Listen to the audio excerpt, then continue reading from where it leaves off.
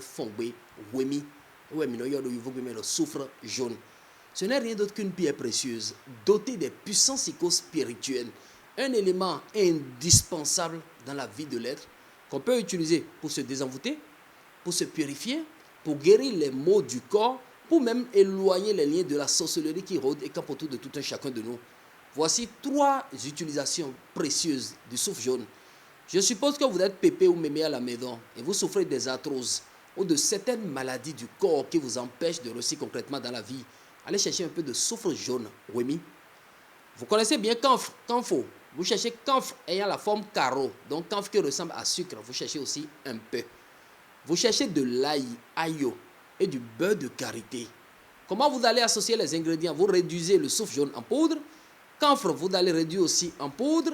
Vous écrasez l'ail et vous mélangez l'ail écrasé avec du soufre jaune et du camphre. Les 3 substances bien mélangées, vous ajoutez du beurre de karité dessus. Je vous en prie, il ne faut pas mettre au feu. Et nous, il y a doji. Une fois que vous avez bien remué, vous déposez, faites pommade de la baume bien faite dans un petit récipient ou dans une petite boîte. Chaque fois que vous terminez de vous laver, prenez cela, utilisez pour vous masser le corps comme si c'était une pommade. Les arthroses, les douleurs du corps, les douleurs articulaires vont vous laisser. Ça, c'est une recette médicinale à base du soufre jaune. Mais voici en quelque sorte comment le soufre jaune est bien dans le domaine spirituel. Je suppose que vous avez une maison hantée, maison envoûtée ou maison minée. Les forces du mal ont déjà pris en otage votre maison. Ça ne va plus pour vous. Vous êtes déboussolé, tourmenté, fatigué. Vous ne savez plus quoi faire. Je vous en prie. Voici un code de la nature. Allez chercher un peu de soufre jaune. Vous cherchez un peu de la potasse rouge à Camou Vovor. Vous allez réduire le soufre jaune en poudre.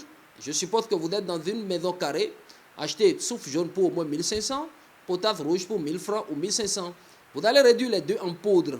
Une fois que vous avez fait le mélange, vous ajoutez maintenant dessus 3 cuillerées d'huile d'olive. Dès que vous avez ajouté dessus les 3 cuillerées d'huile d'olive, vous remuez le tout. Une fois le tout bien remué, vous utilisez cela pour bannir pour conjurer les différents sorts lancés sur votre maison, bannir les impuretés qui sont sur la maison. Et comment on l'utilise? Ce que vous venez de faire, vous aspergez à la maison. Après avoir bien remué, vous aspergez un peu partout chez vous à la maison et vous laissez cette substance à par terre pendant au moins 24 heures avant de ramasser et aller jeter. Les lieux minés, vous venez de tout neutraliser.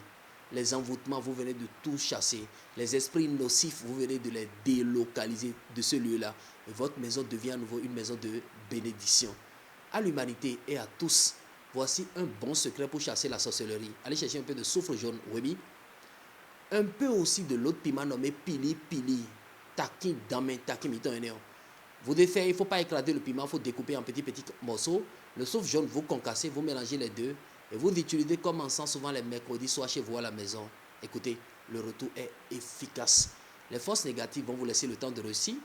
Les démons et les énergies nocives qui rôdent autour de vous vont vous laisser le temps de réussir. Les forces maléfiques vont totalement vous quitter et la sorcellerie ne va plus vous déranger.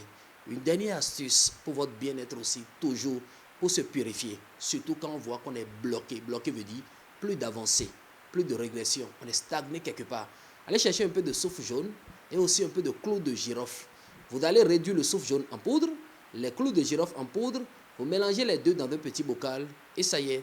Une cuillerée de ce mélange dans votre seau rempli d'eau tous les matins pendant 3 jours suffit pour vous débloquer des nœuds, des vices, des trous bouchés et de tout ce que l'ennemi a déposé dans votre vie.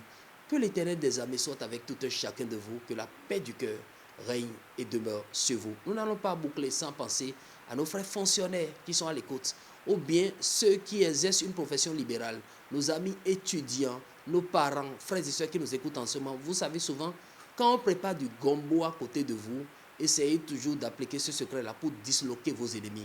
J'appelle gombo Févi. Vous allez voir, en voulant préparer du gombo, on coupe la tête, on coupe aussi la queue. Mettez seulement la main dans l'eau, ramassez ces 2 substances-là et jetez dans le feu.